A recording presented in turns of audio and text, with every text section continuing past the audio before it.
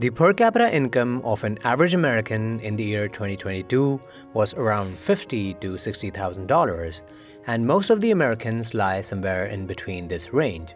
But most of the citizens would be very poor and their standard of living would be drastically lower than what it is today if it was not for the roads they drive on a daily basis.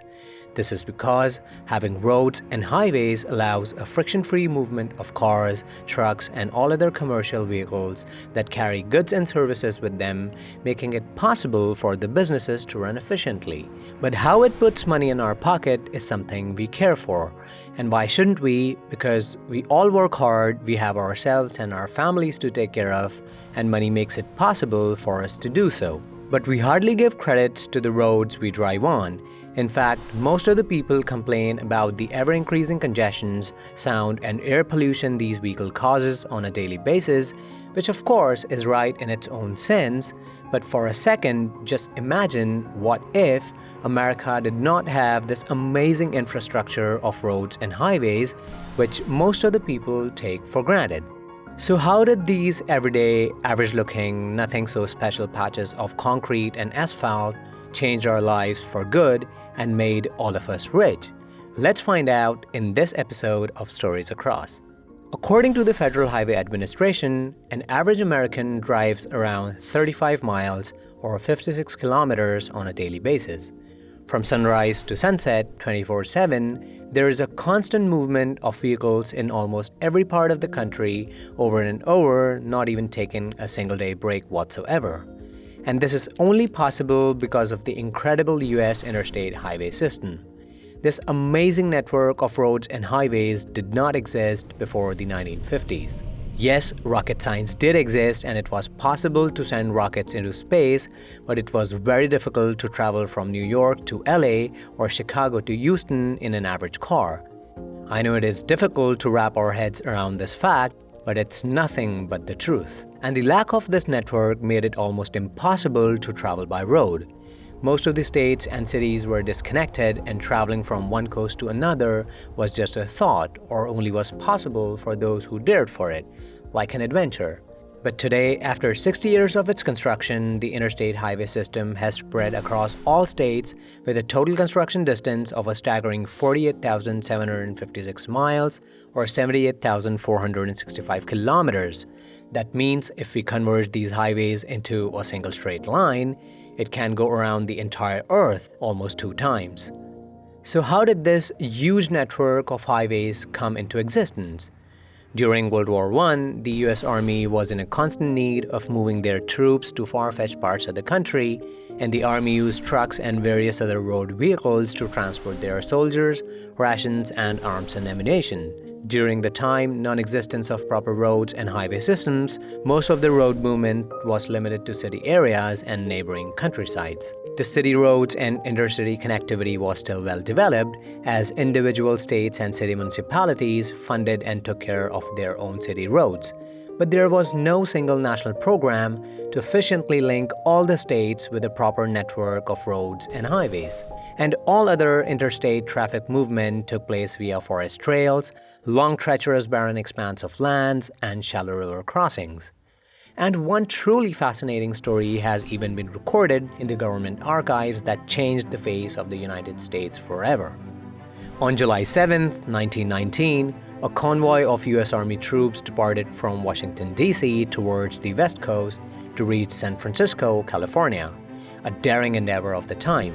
This was officially the very first transcontinental motor convoy across the contiguous United States. This was a very long and a very difficult journey that lasted almost 2 months. They reached the state of Nebraska without much of a problem. But as they entered the foothills of the Great Rocky Mountains, it was almost an impossible task to cross the mountains. The salt lakes made the truck stuck in mud for days, others just couldn't handle the hill climbs and just broke down completely. But at last, the convoy finally reached San Francisco on September 6, 1919, where they received a celebratory reception, parade, a medal ceremony, followed by a dinner. But one 28-year-old soldier named Dwight was very upset about this nerve-wracking expedition. The troops had orders to record and maintain a journal of this expedition and report back to Washington, D.C. about the experiences and challenges they had to face during this road trip. And Dwight wrote his honest feedback, and of course, he was not very happy about it.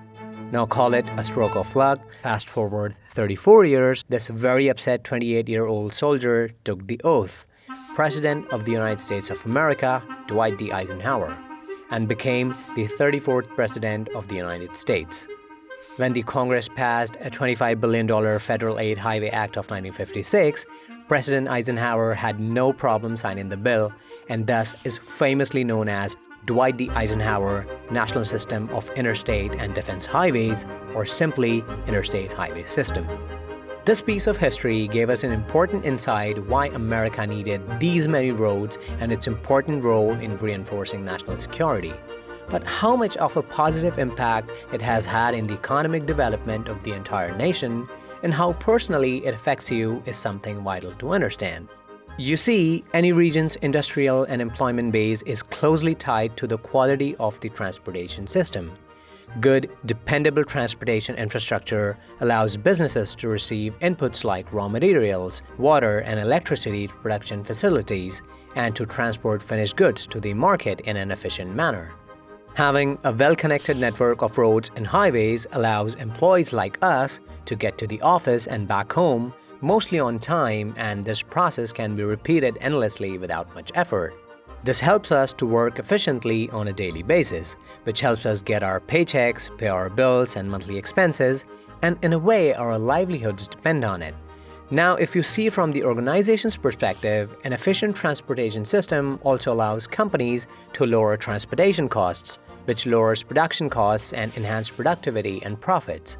With increased productivity and ability to expand, businesses are able to generate more employment and facilitate salary hikes and promotions.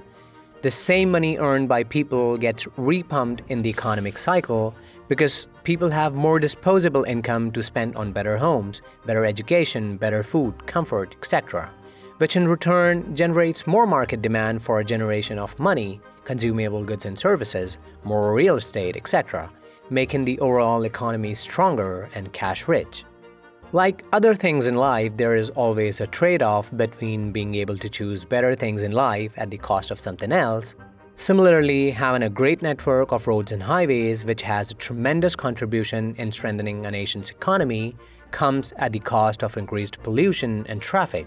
And probably in near future, such trade-offs will also be addressed through sustainable forms of energy like electric vehicles and other forms of clean fuels. Till then, every time we hit the road, let's for a second appreciate how much these road networks have played an important role in making our lives better. Once again, thank you for watching.